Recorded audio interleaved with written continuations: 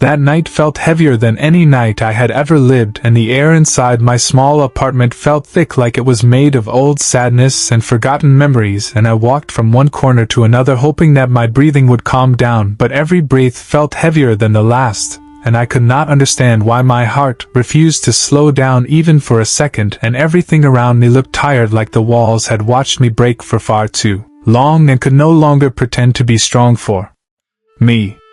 The lights inside were dim, and the shadows leaned in like they knew the story I was living, and the floor felt cold under my feet, and I sat down slowly, as if gravity wanted me closer to the ground because I was carrying too much weight inside, and the silence around me was not silent at all because silence also has a voice, and that night it sounded like disappointment, and fear and loneliness speaking together in one long endless breath.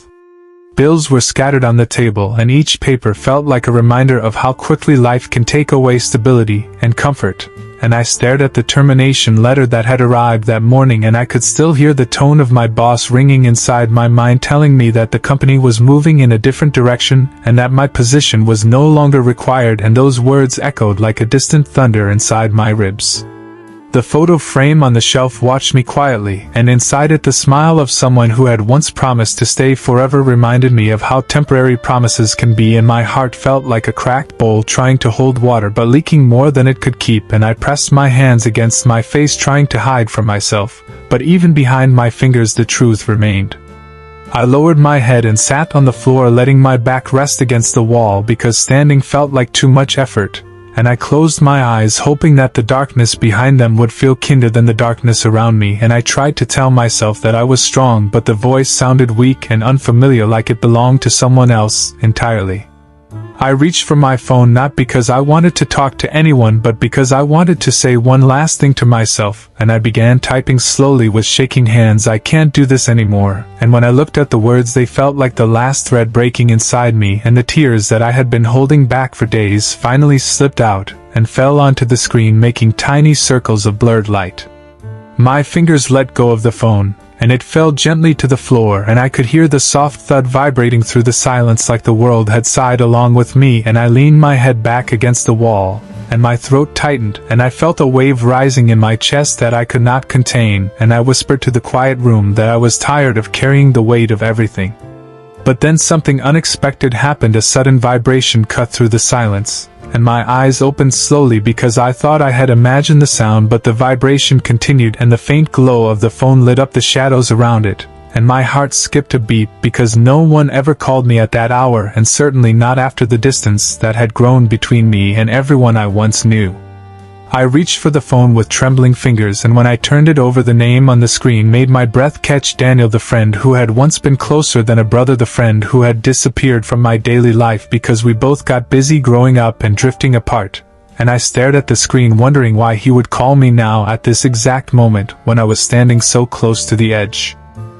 My thumb hovered above the answer button, and for a second I hesitated because I did not trust my voice to speak without breaking, but something inside whispered that I should take the call, and I pressed the answer button and lifted the phone to my ear and waited without saying anything. Then I heard his voice, and it carried warmth that I had forgotten existed, and he said, "Hey, are you okay?" And those three simple words made something inside me collapse, and I tried to speak, but all I could manage was a soft, shaky breath, and he understood my silence immediately because old friends understand things without explanation, and he spoke again, more gently this time, telling me that he had felt something strange tonight, something that made him think of me, and he wanted to check if I was all right. My chest tightened, and the dam inside me broke, and the tears came harder and faster than before, and I covered my mouth trying to silence the sobs, but they came out anyway, and he stayed on the line with me, not interrupting, not asking for details, just breathing with me until my breathing matched his, and the storm inside me softened just enough for me to whisper that I was not okay. He listened without judgment, and when my voice cracked so badly that I could hardly speak, he said my name in a way that reminded me of who I used to be, and he told me, "Stay right there, I am coming over," and before I could say anything the call ended, and I stared at the screen feeling something I had not felt for weeks: hope. I sat in the darkness listening to the distant sounds of the city, feeling the minutes stretch slowly like the night wanted me to breathe for the first time. And when the knock came at the door, it startled me, and I stood up carefully, wiping my face with the back of my hand, and walked toward the door feeling like I was moving through heavy air. I opened the door, and there he stood breathing hard from running upstairs, and his eyes scanned my face with worry. And without saying a word he stepped forward and pulled me into a hug, and the warmth of that hug held together all the broken pieces inside me like someone finally understood how much I had been hurting.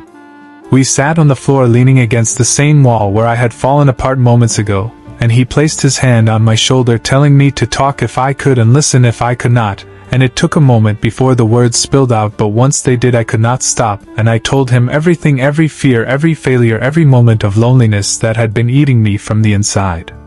He listened through the entire storm of my confession without flinching, and when I finally ran out of words he looked at me with a steady gaze and said, "You are not leaving this world, not tonight, not ever, not while I am here." And those words reached somewhere deep inside me and lit a small flame that pushed away the cold that had settled in my chest.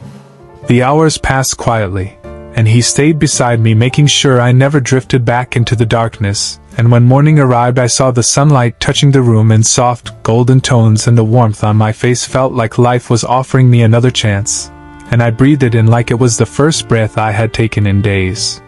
He made tea and placed it gently in front of me while he sat cross-legged on the floor, still watching me with the same concern that he had carried all night. And when I took the first sip the warmth spread through me like comfort returning to my bones, and for the first time in a very long time I felt grateful to be alive. That morning we cleaned the room together, and the act of picking things up and putting them back in place felt symbolic, like I was picking up the scattered pieces of myself as well, and we made a plan for the days ahead, and he stayed with me until I felt steady enough to take the first steps on my own. Days passed, and slowly life began to move again, and one afternoon my phone rang once more, and this time it was not a call that saved my life but a call that rebuilt it, because it was an interview invitation. And when I told Daniel he smiled like he knew this moment would arrive, and he reminded me that healing does not happen in a single night, but in small steps taken with steady hearts. Weeks later I found myself sitting in the same corner of the room, but everything felt different. The air felt lighter, my chest felt less heavy, and the silence surrounding me felt peaceful instead of painful. And I opened my phone and saw the message I had once written, "I can't do this anymore," still waiting in the drafts, and I stared at it not with fear but with understanding of how far I had come. That message remained there as a reminder of the night I almost gave up, and the night one unexpected call pulled me back, and I whispered a quiet thank you to the universe for letting someone think of me at the exact moment I needed saving. Now when my phone rings I no longer fear the sound, because I know that a single call can change everything, and sometimes life sends help in the most unexpected ways, and sometimes a person who has not been in your life for months becomes the reason you are still here, breathing and hoping and living.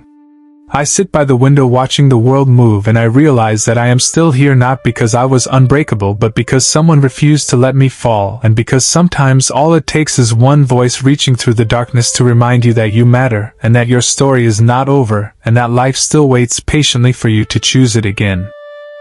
And tonight as the city lights flicker beyond the glass I breathe slowly and I breathe fully, and I whisper to myself that I am alive and I am grateful and I am staying.